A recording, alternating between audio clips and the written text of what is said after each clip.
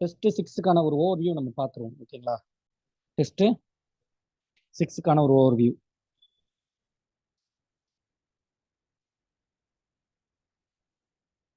உங்களுக்கு டெஸ்ட் 6 பொறுத்த வரைக்குமேங்க என்ன கொடுத்துருக்காங்க பாருங்க.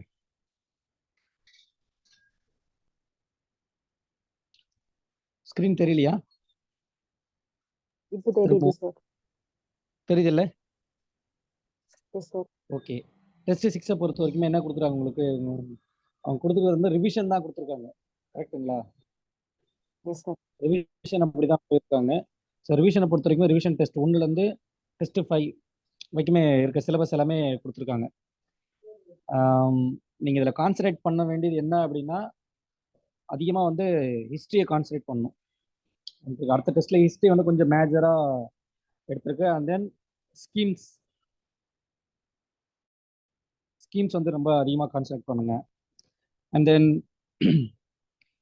வேற என்ன எடுத்திருக்கு அப்படின்னா, எக்கனாமிக்கில் அஸ் பர் சிலபஸ் என்னவோ அதை கான்சன்ட்ரேட் பண்ணுங்க. எக்கனாமிக்கில் அதில் சிலபஸ் என்னவோ கான்சன்ட்ரேட் பண்ணுங்க. அது மாதிரி ஹிஸ்ட்ரியில் வந்து தமிழ்நாடு ஹிஸ்ட்ரி ஓகேங்களா? இது நல்லா படிங்க. நம்மளுக்கு இங்க இருந்தா நம்ம கேள்வி பிக் பண்ணி எடுத்திருக்கோம். ஓகேங்களா? And then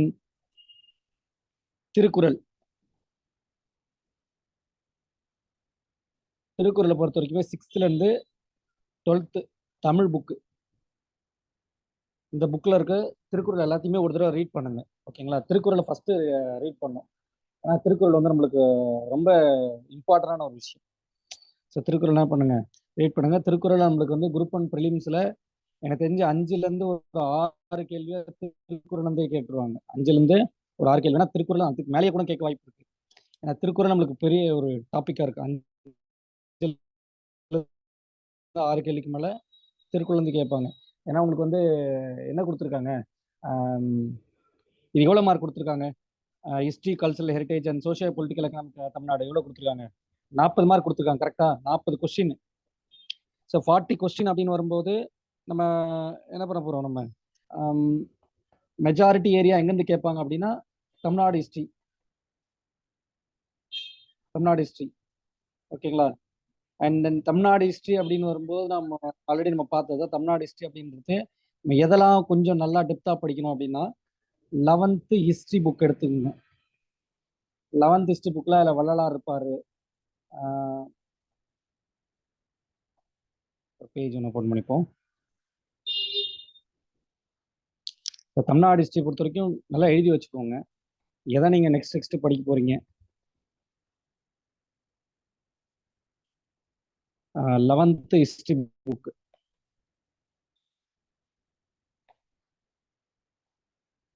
so 11th history புக்கை பொறுத்த வரைக்குமே அதில் வந்து socio religious moment,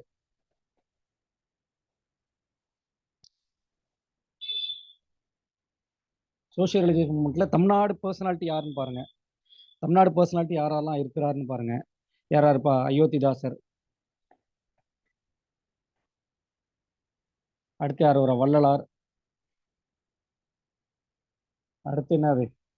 Vaikundar. So இவங்கெல்லாம் கொஞ்சம் டெப்த்தாக படிச்சுக்கோங்க. அண்ட் 11th அதே ஹிஸ்ட்ரியில் வேற என்ன சார் படிக்கணும்? 11th ஹிஸ்ட்ரியை பொறுத்த வரைக்குமே இப்பத்தியோட தமிழ்நாட்டில் ஏற்பட்ட அந்த கிளர்ச்சிகள், வேலூர் கிளர்ச்சி, வேலூர் முக்னி, அது மாதிரி வந்து கட்டபொம்மன், வேல்நாச்சியார்,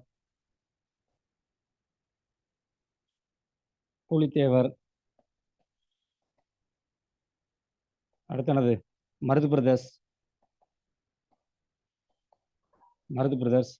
அடுத்து யார் வருவா? வேற யாரெல்லாம் இருக்காங்க பர்சனாலிட்டிஸ்?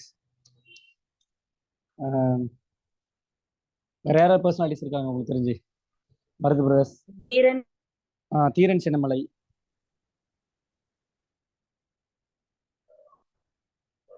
ஸோ இவங்களை பற்றிலாம் நல்லா டெப்த்தாக வந்து படிச்சுக்கோங்க. ஏன்னா இங்கேருந்து கேள்வி வரும். இதே தான் வந்து உங்களுடைய 10th ஹிஸ்ட்ரி புக்லேயும் இருக்கும். இதுதான் 10th ஹிஸ்ட்ரி புக்கில் இருக்கும். நீங்கள் 10th-லையும் படிக்கணும், 12th-லையும் படிக்கணும். 10th-லையும் படிக்கணும், 12th புக்லேயுமே கண்டிப்பாக எடுத்து படிச்சுக்கோங்க. ஓகேங்களா? அண்ட் தென் தேர்ட் ஒன் பார்க்கும்போது 10th புக் வந்துருங்க. 10th history book. நீங்கள் 11th ஹிஸ்ட்ரி புக்கில் தமிழ்நாடு ரிலேட்டடாக மட்டும் கான்சன்ட்ரேட் பண்ணால் போதும். அண்ட் அதே மாதிரி வந்து 10th ஹிஸ்ட்ரி புக்கை பொறுத்த வரைக்குமே தமிழ்நாடு ஃப்ரீடம் ஸ்ட்ரகிள் 2 லெசன் இருக்கும், கடைசி 2 லெசன் இருக்கும்.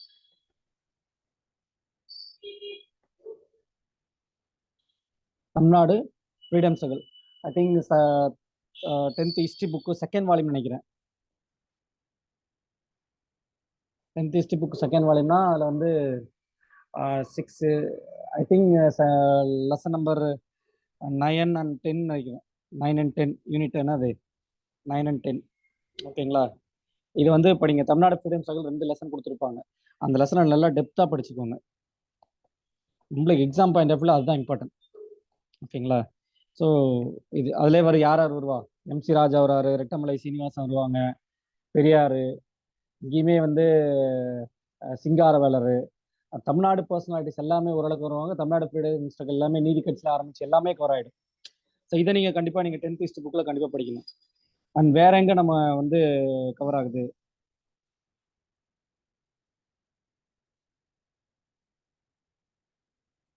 வேற எங்க அடுத்து நம்ம வருவோம்?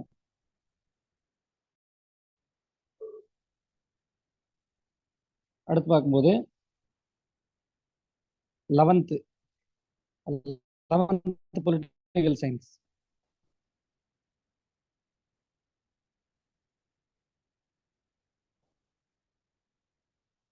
பொலிட்டிக்கல் சயின்ஸ்ல செகண்ட் வால்யூம். அதுல இந்த சமூக நீதி, அதாவது சோஷியல் ஜஸ்டிஸ், இதுல தமிழ்நாடு ரிலேட்டடா சில விஷயங்கள் இருக்கும். இந்த மண்டல் கமிஷன், நம்மளுடைய 76th அமெண்ட்மெண்ட் அதுல 92ல 67% ரிசர்வேஷன் கருணாநிதி கொண்டு வந்தது, எம்ஜிஆருடைய ஆர்டிகிள்ஸ் அண்ட் ரிசர்வேஷன் சம்பந்தமா இருக்கக்கூடிய விஷயங்களை அதை படிச்சுக்கோங்க. ஏன்னா அது ரொம்ப இம்பார்ட்டன்ட் சோஷியல் ஜஸ்டிஸ்ல பொறுத்து. ஓகே, நெக்ஸ்ட் பார்க்கும்போது 12th ஹிஸ்ட்ரி புக்கு. இந்த 11th பொலிட்டிக்கல் சயின்ஸ்ல நீதி கட்சிலாம் வந்துடும். நீதி கட்சிலாம் வந்துடும். 11th பொலிட்டிக்கல் சயின்ஸ்ல நீதி கட்சி எல்லாமே இருக்கும். ஓகேங்களா? 11th political science second volume பொறுத்த வரைக்குமே ஒரு கடைசி ஒரு 2 to 3 லெசன் நினைக்கிறேன். ஐ திங்க் லெசன் நேம் கரெக்டாக இல்லை. கடைசி 2 to 3 லெசன் வந்து தமிழ்நாடு ரிலேட்டடாகவே இருக்கும். ஓகேங்களா? இப்போ சங்கரலிங்கனாரை பற்றி அங்கே இருக்கும், அண்ணா பற்றி இருக்கும். ஸோ என்ன பண்ணுங்க, அந்த லெசன்ஸ் நல்லா டெப்த்தாக படிச்சுக்கோங்க. ஏன்னா குரூப் 1 பாயிண்ட் ஆஃப் வியூ அங்கே இருந்தால் நம்மளுக்கு கேள்வி அதிகமாக கேட்டுகிட்டே இருக்காங்க. அண்ட் 12th ஹிஸ்ட்ரி புக்கு பொறுத்த வரைக்குமே வந்து இதில் இந்தியன் ஹிஸ்ட்ரி தான் அதிகமாக கவர் ஆகுது. பட் இருந்தாலும் அங்கே இருக்க தமிழ்நாடு ரிலேட்டடாக இருக்க பர்சனாலிட்டிஸ் நம்ம படிக்கணும். யாரெல்லாம் வருவாங்க? VOC வருவார், பெரியார் வருவார். இதெல்லாம் 12th ஹிஸ்ட்ரியில் கண்டிப்பாக நம்ம கொடுத்துருக்காங்க. ஓகேங்களா? இதெல்லாம் நீங்கள் படிச்சுக்கோங்க. வேற என்ன சிலபஸில் வேற என்ன இருக்குது? ஹிஸ்ட்ரி ரிலேட்டடாக 10th 11th 12th. ஓகேங்களா? இது ரொம்ப ரொம்ப இம்பார்ட்டன்ட். இங்கே சுப்பிரமணிய சிவா,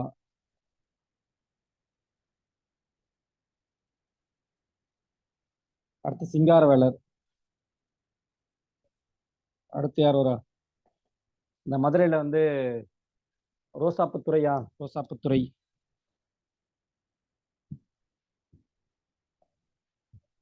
இவங்களுக்கு இருந்தால் நம்மளுக்கு வந்து கேள்வி வந்து எப்பயுமே பாசிபிலிட்டி தான். எப்பவுமே வந்து கேள்வி வந்து அதிகபட்ச வாய்ப்பு இருக்கு, கேட்டுகிட்டே இருப்பாங்க.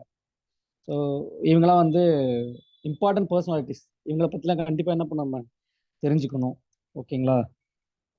ஸோ ஹிஸ்ட்ரியை பொறுத்த வரைக்குமே 11th 10th 12th and 8th standard history ஒன்று இருக்கு. 8th ஸ்டாண்டர்டில் அங்கேயே நீங்கள் பார்த்தீங்கன்னா மக்களின் புரட்சி அப்படின்னு ஒரு லெசன் இருக்கும். பீப்புள் ரிவோல்ட், அந்த லெசன் கண்டிப்பாக படிக்கணும். அண்ட் தென் அங்கேயும் வந்து சோஷியல் ரிலிஜியஸ் மூவ்மெண்ட் சம்மந்தமாக இருக்கும். ஓகேங்களா? சோஷியல் ரிலிஜியஸ் சம்மந்தமாக அங்கேயும் இருக்கும்.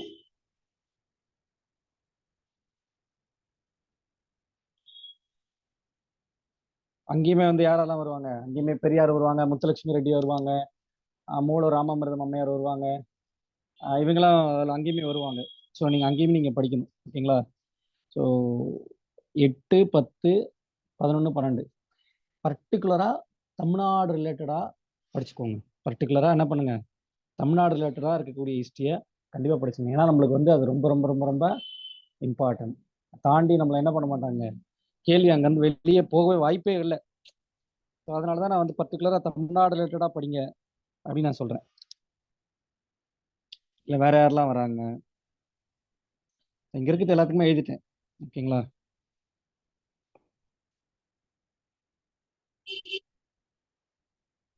பேரறிஞர் அண்ணா பொறுத்த வரைக்கும் நான் உங்களுக்கு என்ன சொல்றேன், என்ன சஜஸ்ட் பண்றேன் அப்படின்னா, சுரேஷோட நீங்க A3 புக்கோ இல்லை யூனிட் 8 புக்கு, சுரேஷோடைய யூனிட் 9 இல்லை யூனிட் 8 புக்கு, இதில் ஏதாவது ஒன்று நீங்கள் வாங்கி படிச்சீங்கன்னா கூட நம்மளுக்கு என்ன ஆகும்னா, நம்மளுக்கு ஆல்மோஸ்ட் கவர் ஆகிடும். சுரேஷோடைய A3 புக்கு இல்லை யூனிட் 9 புக்கு, அதாவது யூனிட் 8 ஆர் யூனிட் 9 புக்கு வாங்கி படித்தா கூட பேரறிஞர் அண்ணாவை பற்றி நல்லா வேலை கொடுத்துருக்காங்க. ஓரளவுக்கு அதுலேருந்து கவர் ஆகிடும். அண்ட் திருக்குறளை பொறுத்த வரைக்குமே 6th-லேருந்து 12th. அண்ட் இங்கே ஒரு லெசன் இருக்கு பாருங்க, ரிலேட்டட் ஆர்கியாலஜிக்கல் டிஸ்கவரிஸ் அப்படின்னு சொல்லி கொடுத்துருக்காங்க பாருங்க, history and Tamil society related archaeological decide. So 6th standard book, 6th standard புக்கில் ஒரு லெசன் இருக்கு. 9th ஸ்டாண்டர்ட் புக்கில் தமிழ் சொசைட்டி ஒரு லெசன் இருக்கு. அடுத்து 11th புக்கில் சவுத் இந்தியன் ஹிஸ்ட்ரி. 11th புக்கில் என்னது, south Indian history. 11th history புக்கில் சவுத் இந்தியன் ஹிஸ்ட்ரி.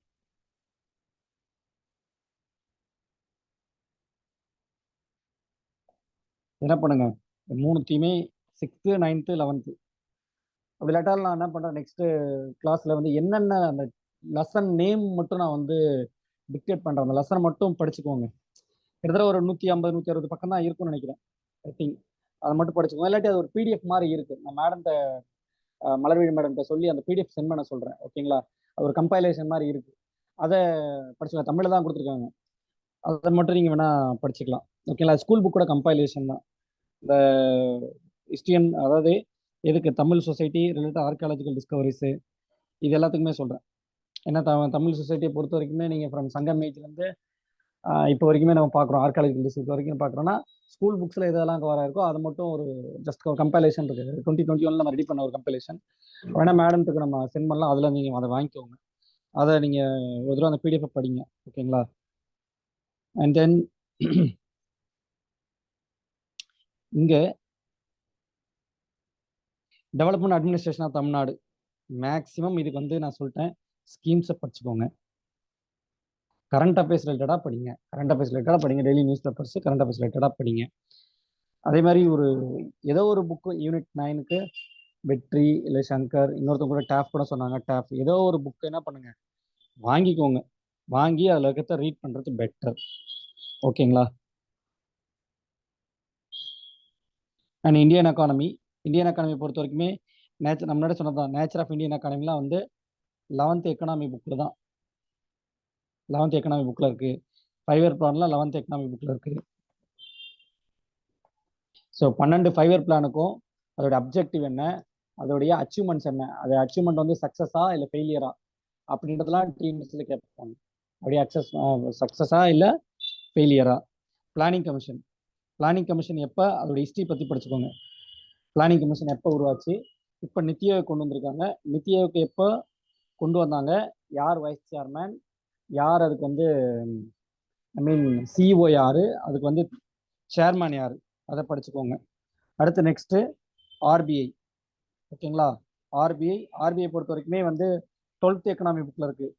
ரொம்ப தெளிவாக கொடுத்துருக்காங்க. நாமளும் அதில் கரெக்டாக எடுத்துட்டோம். 12th எக்கனாமி புக்கில் இருக்குது. ஃபிஸ்கல் பாலிசி சரி, மானிட்டரி பாலிசி சரி, நம்ம இதுலேயே இருக்குது. 12th எக்கனாமி புக்கில் இருக்குது. ரொம்ப நீங்கள் போய் தேடவே வேணாம், புக்கில் இருக்கிறத ரீட் பண்ணுங்கள். ஃபினான்ஸ் கமிஷன் தனியாகவே நோட்ஸ் மேக் பண்ணணும். ஃபர்ஸ்ட் ஃபினான்ஸ் கமிஷனோட டேட் யாரு, ஃபினான்ஸ் கமிஷனோட இயர்லாம் கேட்குறான் டிஎன்பிசியில், எந்த இயர்லேருந்து எந்த வரைக்கும் அப்படின்னு சொல்லிட்டு. இப்போ 16th ஃபினான்ஸ் கமிஷன் அரவிந்த் பணக்காரியா இருக்கிறாரு. அரவிந்த் பணக்காரியா அது ஃபர்ஸ்ட் யாரு வைஸ் சேர்மன் ஆஃப் நித்தி ஆயோக்ல இருப்பார் அவர், அரவிந்த் பணக்காரியா அப்படின்றவர். ஓகேங்களா? அடுத்து resource sharing between union and state governments. இது வந்து நீங்க பாருங்க, நீங்க 11th புக்ல இதுக்கு நம்மளுக்கு கிடைக்கும். 11th புக்ல கிடைக்கும், இல்லாட்டி 12th எக்கனாமி புக்ல தான். ஓகேங்களா?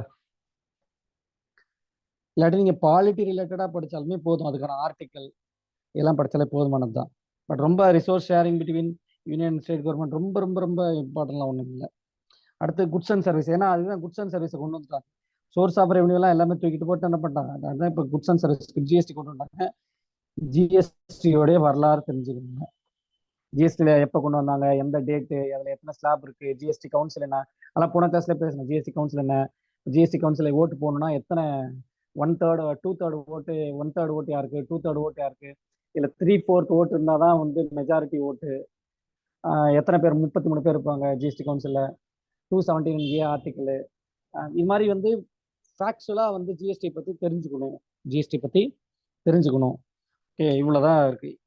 இந்தியன் எக்கானமி பொறுத்த வரைக்குமே நம்ம படிக்கணும்னு இறங்கி படிக்கணும்னு நினைச்சா வித்தின் அ டேவில் வந்து இந்தியன் எக்கானமியோட சிலபஸை ஸ்கூல் புக்ல இருந்து கிராப் பண்ணி என்ன பண்ணிடலாம், கிராப் பண்ணி முடிச்சிட முடியும். ரொம்ப கஷ்டம்லாம் ஒன்றும் கிடையாது. டெவலப்மெண்ட் அட்மினிஸ்ட்ரேஷன் சொன்னது தான் உங்களுக்கு, ஏதோ ஒரு புக்கை நீங்கள் கண்டிப்பாக வாங்கி படிக்கணும் அப்படின்னு சொல்லிட்டேன். And source of structure of Indian economy உங்களுக்கு தெரிஞ்சது தான். 11th economy book. Structure of Indian எக்கானமினா நம்ம ஒரு மிக்சட் எக்கானமியில் இருக்கும். நமக்கு அக்ரிகல்ச்சர் தான் அதிகமாக, நம்ம அக்ரிகல்ச்சரில் தான் அதிக பேர் ஒர்க் பண்ணிட்டு இருக்காங்க. பட் இருந்தாலும் நம்மளுக்கு ஜிடிபி வந்து சர்வீஸ் செக்டாரில் இருக்கு. நம்ம வந்து டெவலப்டு எக்கனாமி கேட்டால் இல்லை, நம்ம வந்து டெவலப் ஆகிட்டே இருக்கும், டெவலப்பிங் எக்கனாமியில் இருக்கும் நம்ம. ஸோ நம்மளுடைய ப்ளஸ் என்ன, நம்மளுடைய மைனஸ் என்ன அப்படின்றத புக்லேயே இருக்கும். அதை நீங்கள் நல்லா தெளிவாக படிச்சுன்னா தெரிஞ்சிடும். ஓகேங்களா? நெக்ஸ்ட் இந்த லேண்ட் ரீஃபார்ம்ஸ் இருக்குல்ல, இந்த லேண்ட் ரீஃபார்ம்ஸ் ரொம்ப இம்பார்ட்டன்ட். லேண்ட் ரிஃபார்ம்ஸ் எங்கே இருக்கு? லேண்ட் ரிஃபார்ம்ஸ் எங்கே இருக்குன்னா 12th history book. 12th history புக்ல ஐ திங்க் 8th லெசன் நினைக்கிறேன். 8th lesson R 9th lesson. அதுல தான் அந்த கிருஷ்ணம்மாள் ஜெகநாதன் வருவாங்க, வினோபா பாவே வருவாரு. ஸோ தமிழ்நாடு என்ன சொல்றது, நிலச்சீர் லேண்ட் ரிஃபார்ம்ஸ் ஆக்ட் கொண்டு இருப்பாங்க. Land reforms act 2013. அதில் ஒரு 5 வந்து எலிஜிபிலிட்டி கிரிட்டீரியா கொடுத்துருப்பாங்க, என்னென்னலாம் எலிஜிபிலிட்டி அப்படின்னு சொல்லி. ஸோ 12th ஹிஸ்ட்ரி புக்கில் ரொம்ப ரொம்ப தெளிவாக கொடுத்துருக்காங்க. அதனால் நீங்கள் இப்போ இங்கேயும் போய் தடிக்கணும்னா லேண்ட் ரிஃபார்ம்ஸ் நம்மளுக்கு ஸ்கூல் புக்லேயே கவர் ஆகுது, 12th ஹிஸ்ட்ரி புக்கு. ஓகேங்களா? அண்ட் தென் மீதி எல்லாமே பார்த்தீங்கன்னா நம்மளுக்கு வந்து ஸ்கீம்ஸில் தான் கவர் ஆகும். பர்டிகுலராக இது நம்ம எங்கே இருக்குது என்ன ஏது நம்ம வந்து பார்க்கறதுக்கு முடியாது. ஸ்கீம்ஸில் கவர் ஆகும். பட் இருந்தாலும் 11th எக்கனாமி புக்கை நல்லா டெப்த்தாக அதில் ஒரு 6 லெசன் இருக்கும் பாருங்க. யூனிட் 7ல இருந்து ஆரம்பிச்சு 11 வரைக்கும் ஒரு 5 லெசன் இருக்கும். 5 லெசனை எந்த அளவுக்கு டெப்த்தாக படிக்கணுமோ அந்த அளவுக்கு டெப்த்தாக படிச்சுக்கோங்க. எந்த அளவுக்கு டெப்த்தாக படிக்க முடியுமோ அந்த அளவுக்கு டெப்த்தாக படிச்சுக்கோங்க. இதளவுக்கு ஓரளவுக்கு இதை மாதிரி கவர் பண்ணாலே போதும். நீங்கள் இவ்வளோ நாளாக என்ன படிச்சிங்களோ அது திரும்ப திரும்ப திரும்ப திரும்ப படிங்க. அவ்வளோதான். யூனிட் 9க்கு ஒரு புக் ஒன்று வாங்கிக்கோங்கன்னு சொல்லிட்டேன் நான். ஏன்னா அது வந்து நீங்கள் என்னதான் பார்த்தாலும் யூனிட் 9க்கு ஒரு புக்கை வச்சு படிக்கிறது தான் பெட்டர். ஏன்னா நமக்கு எக்ஸாமினேஷன் அப்படின்னு இருக்குண்ணா, இதில் நீங்கள் தேடி படித்தாலும் கொஞ்சமாக தான் கவர் ஆகும். ஒரு புக்குன்னா எல்லா ஸ்கீம்ஸும் கொஞ்சம் கவர் ஆகிருக்கும். அது மாதிரி சிவா புக்கு வாங்க சொன்னேன். ஓகேங்களா? சிவா புக்கு வாங்க சொன்னேன். சிவா புக் வந்து சோஷியல் இஷ்யூஸ்க்கு வரும். ஓகேங்களா? சோஷியல் இஷ்யூஸ்க்கு வரும். அந்த புக்கு படிக்கிறது பெட்டர். அந்த புக்கு கண்டிப்பாக வாங்கணும். எல்லாருமே அந்த புக்கு கண்டிப்பாக தெரிஞ்சிருக்கணும் அப்படின்றது தான் உண்மை. ஓகே, வேற ஏதாவது டவுட் இருந்தால் சொல்லுங்க, நான் உங்களுக்கு சொல்கிறேன். ஆல்மோஸ்ட் நம்ம இதெல்லாம் பார்த்தது தானே. ஏதாவது டவுட் இருந்தால் சொல்லுங்க, நான் சொல்கிறேன். Any doubts?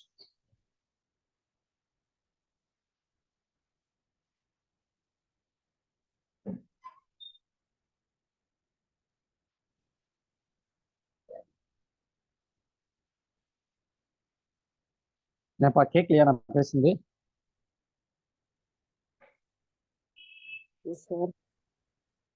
எதுவும் டவுட்ஸ் இல்லையா? சரி.